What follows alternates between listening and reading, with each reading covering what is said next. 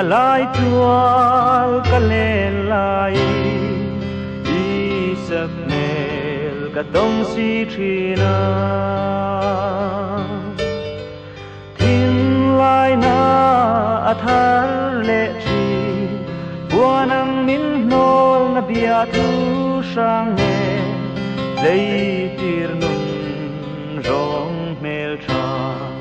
nang kher ka lâu tâm che ba na đua nhẹ sinh nu na dia ka don say ngam la ve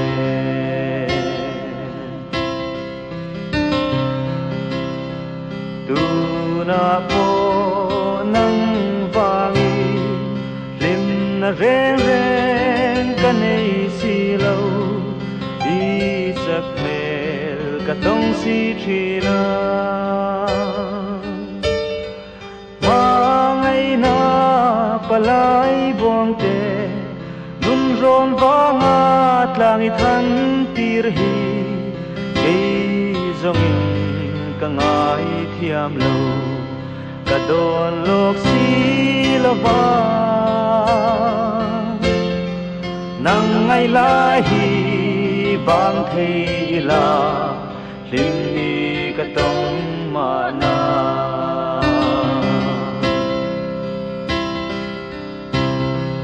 le mang der thiam tei tiri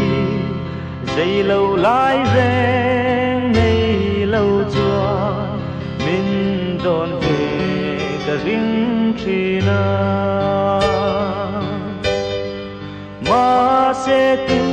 na ka chan chu wang pui changa bia thu kam kha le la nu le van zong te bu sin na zong zong chu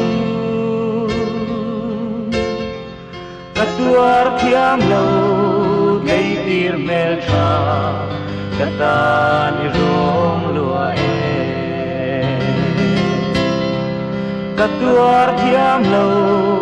dei tir mel tha kata ni ro